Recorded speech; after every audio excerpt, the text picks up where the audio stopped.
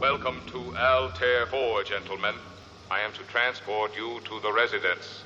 You are a robot, aren't you? That is correct, sir. Please fasten their seatbelts.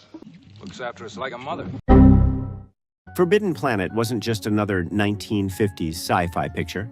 It was the film that dragged the entire genre out of the gutter and forced Hollywood to take it seriously. MGM, a studio built on musicals and glamour, pointed their cameras at the stars and changed everything. A Shakespeare adaptation in a flying saucer. A robot that cost more than most houses. A monster built by a Disney animator. And almost nobody saw it coming. 1. Shakespeare in space. Most people think Forbidden Planet is an original story. It isn't. The entire film is a loose adaptation of William Shakespeare's The Tempest. The isolated genius, Dr. Morbius, maps directly onto Prospero. His sheltered daughter, Altera, is Miranda. And the invisible monster tearing people apart is Caliban. Reimagined through Freudian psychology. The writers didn't stop there. They layered in the story of Adam and Eve, then buried the whole thing inside a gleaming science fiction package. Nobody in the audience was told they were watching the Bard in a flying saucer. Most of them never figured it out. That's how well it worked. 2. MGM's first trip to space. By 1956, MGM was the most glamorous studio in Hollywood. Epic musicals, prestige dramas, stars under contract who ate lunch in tailored suits. Science fiction was not their world. It was cheap cereals and rubber monsters and B pictures nobody was proud of. But MGM committed to Forbidden Planet completely. They poured serious money into it. Estimates put the budget between $2 and $5 million, enormous for the genre at the time. They borrowed matte painters, animation talent, and the best technical crew the lot could offer. They treated a space movie the way they treated a roadshow musical. That decision alone changed what science fiction films were allowed to be. 3. A firsts list. Like no other, no single film from this era collected as many genuine firsts as Forbidden Planet. It was the first science fiction film set entirely on a planet orbiting another star. The first to show human beings traveling in a starship of their own construction. The first mainstream film scored entirely with electronic instruments.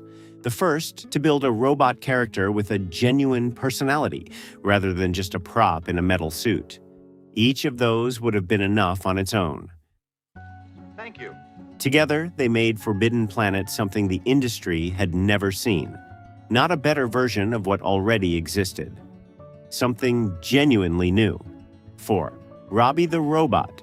Cost $125,000. Robbie the Robot is one of the most iconic figures in science fiction history. He is also one of the most expensive single props ever built for a film up to that point. The price tag was $125,000. In today's money, that sits around $1.4 million. For one costume, one character. He was designed by Robert Kinoshita, who went on to become the art director for Lost in Space. Take one look at that show's robot, and the family resemblance is impossible to miss. The glass dome head, the animated chest panel, the rotating elements. Kinoshita's influence on what a robot was supposed to look like stretched across 2 decades of science fiction television. 5. The 5-martini robot operator getting Robbie built was only half the problem. Someone had to operate him from inside. The first man hired for the job was stuntman Frankie Darrow. He was small enough to fit inside the suit and experienced enough to handle the physical demands. On paper, it was a solid choice. Then he showed up to an early scene having consumed a 5-martini lunch. He nearly toppled the $125,000 prop trying to walk across the set. He was fired almost immediately. It became one of those behind-the-scenes stories that nobody talked about publicly for years. A reminder that even the most carefully planned productions have moments that could have ended very badly. 6. Disney came to build the monster.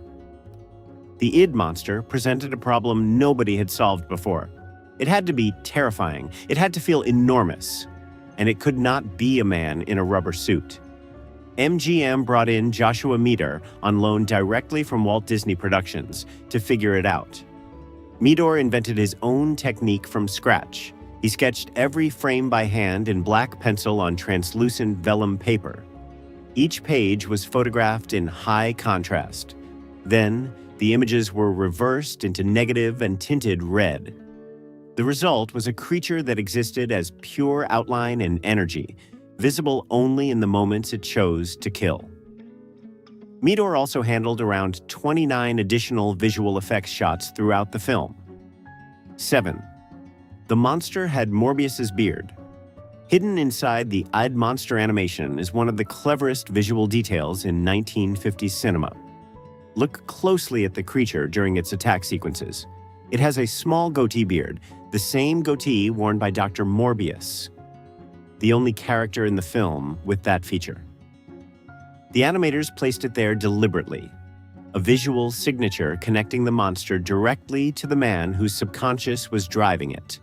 A clue buried so deep in the chaos of the attack that most audiences never caught it on first viewing. It only registers fully once you already know the ending. Then it changes everything you thought you were watching. 8. The Barons were found in a nightclub. MGM had already hired composer David Rose to write the score. He was a respected professional. Orchestral music. Light, accomplished work. Exactly what you would expect.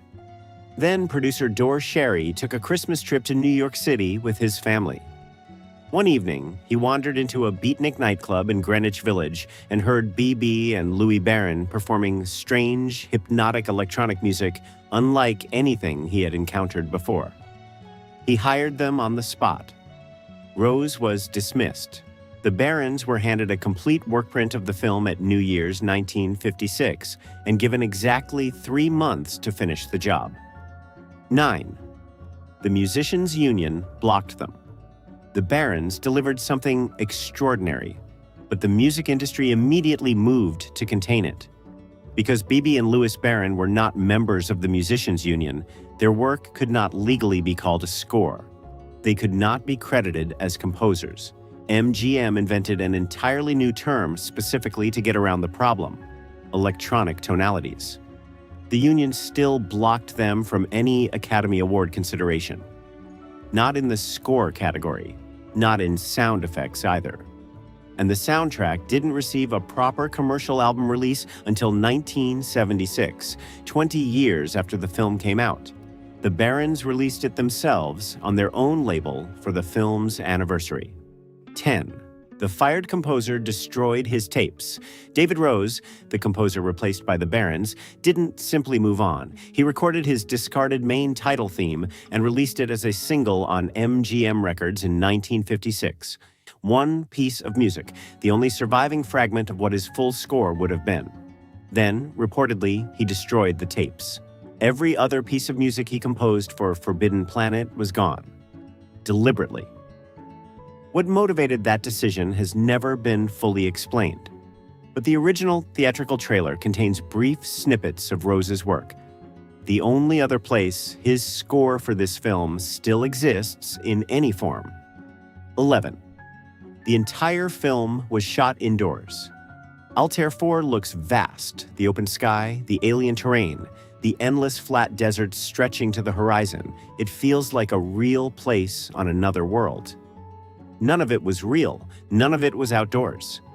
Every single exterior in the film was created inside MGM's Culver City studio using matte paintings and constructed sets.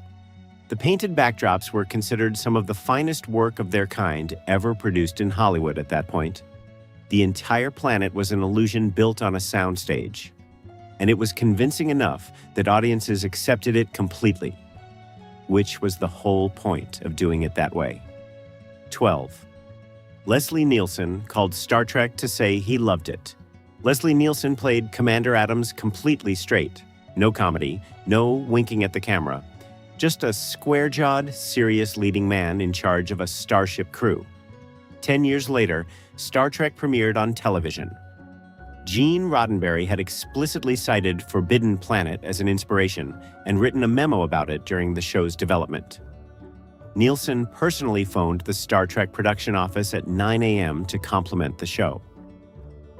A production secretary named D.C. Fontana picked up the call. She later described being thrilled. Roddenberry wasn't in yet. She took the message. The man who helped inspire the show had called to tell them they were getting it right. 13. The poster lied. The promotional poster for Forbidden Planet is one of the most famous images in science fiction history. Robbie the robot looming large, a terrified woman cradled in his arms, menace radiating from every line. That scene does not exist in the film. Robbie is one of the warmest, most helpful characters in the story. He builds things. He protects people. He refuses to harm a human being because his programming won't allow it. The poster was pure monster movie marketing with no connection to the actual film. It was later ranked 5th on Premiere Magazine's list of the 25 best movie posters ever made. A lie that became an icon. 14. Robbie sold for $5.3 million. In November 2017, the original Robbie the Robot prop went to auction at Bonhams. It sold for $5.3 million, including buyer's premium. That shattered the existing record for a TCM Bonhams auction. The previous holder had been the Maltese Falcon statuette, which sold for $4 million in 2013. At the time of sale, it was the most valuable film prop ever sold at auction anywhere in the world. A single costume. Built in 1955 for a genre nobody took seriously. Operated by a man who was fired for showing up drunk. Worth more, 60 years later, than most Hollywood productions cost to make. 15. The props never stopped working. MGM kept everything after filming wrapped. Nothing was retired. Nothing was stored away and forgotten. The flying saucer model reappeared in the Twilight Zone episode To Serve Man. Robbie the Robot turned up in episodes of The Twilight Zone, Lost in Space, Mork and Mindy, Wonder Woman, and The Man from UNCLE, among dozens of others across 5 decades of television. Crew uniforms, blaster pistols, set pieces, ship mock-ups, all of it cycled back into production after production on the MGM lot. The world of Forbidden Planet didn't end when the cameras stopped. It just kept showing up somewhere new. 16. The genre it built. Star Trek is the most obvious heir. Gene Roddenberry said so himself, but the bloodline runs much further. Alien borrowed from it. Star Wars borrowed from it. Event Horizon, Serenity, and the architecture of nearly every serious big-budget science fiction film since carries its fingerprints somewhere. George R.R. Martin called Forbidden Planet his favorite science fiction film and built a working, full-size Robbie the Robot replica for himself. The film made $23.5 million on its budget. The genre it helped legitimize has made hundreds of billions since. Not bad for a glamour studio that had never made a space movie before and decided, one afternoon, to try. Forbidden Planet didn't just survive, it became the foundation everything else was built on. A Shakespeare adaptation in a flying saucer. A monster made from pencil sketches on vellum. A robot that sold for more than $5 million 60 years after it was built. If something in today's video hit differently for you, drop it in the comments below. And if you want more stories like this one, the films that changed everything before anyone realized it, subscribe so you don't miss what's coming next.